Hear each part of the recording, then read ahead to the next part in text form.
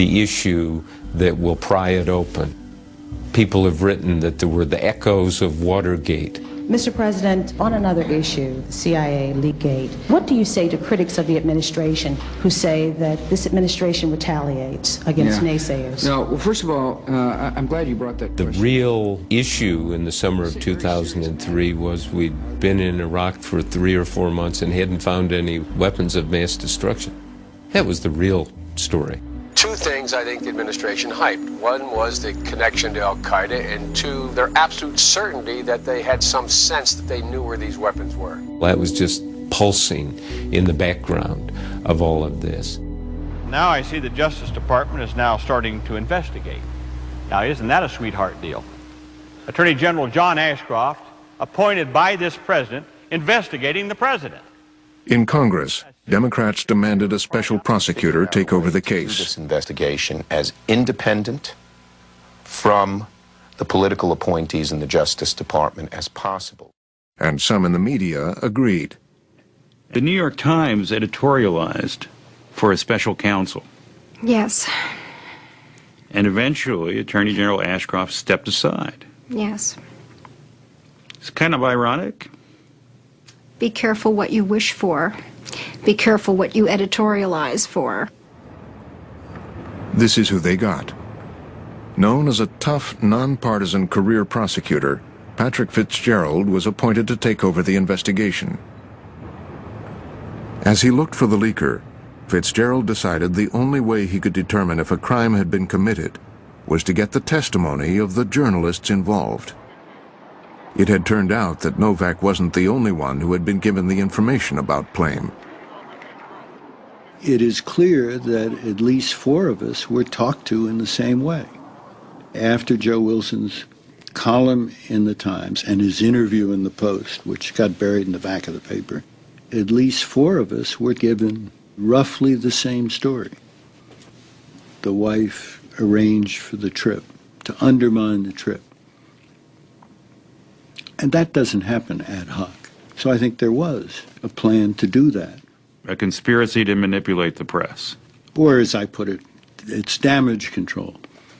They're not the first administration to do it. I don't think they violated the law, but they gave an opening to people to make that allegation.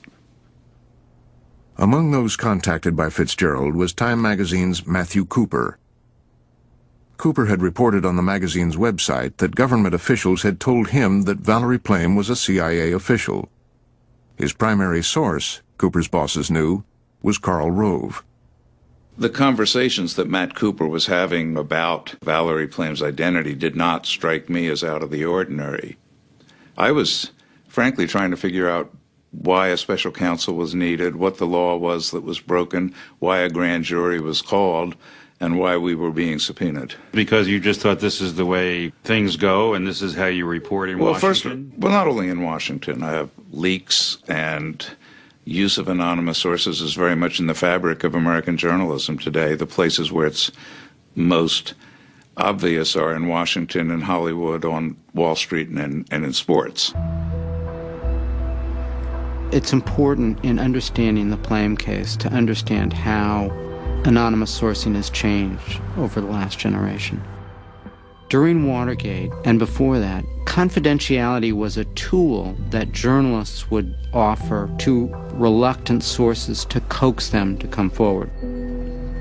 That has shifted to the point where confidentiality and anonymity are conditions that the source often imposes on the journalist. To the public, the whistleblower who is deep throat reluctantly guiding an investigative reporter is very different than a high-ranking administration official lunching in an elegant Washington hotel, spinning a report with the protection of confidentiality. That's the powerful trying to get their message out to other elites through elite media. And that's what occurred in the Plame case. Among the powerful now in the sights of the investigation was Scooter Libby. Fitzgerald subpoenaed the New York Times' Judith Miller, having learned that Libby had spoken to her. And Miller refused to cooperate. We can't begin to say, I'm only going to issue pledges of confidentiality when politically I agree with the source or I think the source isn't politically motivated. I mean, almost all leaks of information are politically motivated. The law can't and shouldn't distinguish, and I would say journalists can't and shouldn't distinguish between, good sources and bad. Longtime First Amendment lawyer Floyd Abrams was retained by the New York Times to represent Miller. If we're going to have a political litmus test, then we're not talking about principle at all. Then we're just talking about, is this a good way to get the Bush administration, help the Bush administration? Nothing to do with matters of principle. The principle was protecting your source no matter what. Cooper and Miller said they were prepared to go to jail rather than testify. Once you break a confidential source relationship, there's every reason for every source in the future to not believe it when you say, we will keep you a confidential source. It's a slippery slope. Once you break that confidentiality once, it harms our reporting from now on. But Fitzgerald was changing the playing field with a novel technique to get reporters to talk. Waivers had been distributed to potential sources in the White House, releasing reporters from their pledge of confidentiality. And then the waivers were presented to the reporters and their publications. Did you feel that the kinds of releases that the special prosecutor got from the White House? Our lawyers talked to, no, that would not have been sufficient. Our lawyers talked to lawyers for the individuals involved to satisfy us that the release was voluntary, personal, directly from that individual, specifically about what it was that we were asked to testify about. We were told the source had come forward, had identified himself as the one who talked to me about it, and had released me, talked to the prosecutor about it, if at the same time I never mentioned his name publicly, and I never have. But you did testify. I gave a deposition, yeah. Well, which is testimony. Yeah, sworn didn't go testimony. to the grand jury. It wasn't as dramatic as all that.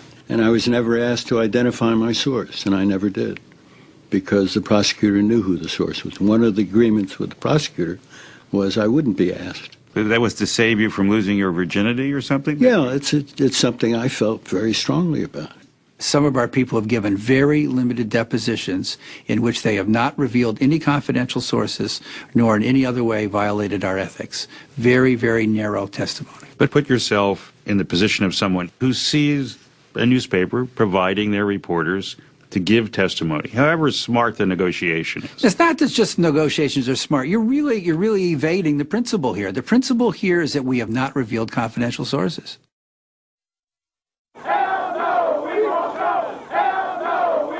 The battle over confidential sources is an old one. It came to a head during another era when the government and the press were at war. In the pro and con over the riots, one thing was certain: major social reforms were needed. In California, a young reporter would find himself in the middle of this war. I went to California in the fall of 1968, and really my primary job, almost my entire job for that period as national correspondent with the New York Times, was to cover the Black Panther parties. There was genuine concern in America that Black Americans were headed toward some kind of violent confrontation with the government. And then came this group of very young people in their militaristic uniforms, black berets, black leather jackets. But most of all, they were embracing the gun.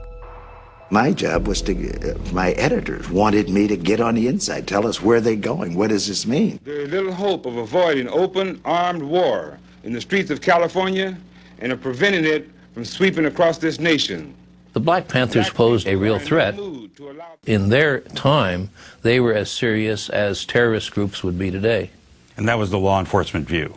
That was the fact. There were different members of the Black Panthers that were tried for various crimes, convicted of various crimes.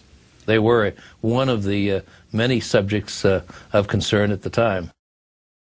Concerned about the Black Panthers' activities, the FBI turned to Earl Caldwell. The FBI called me and asked if I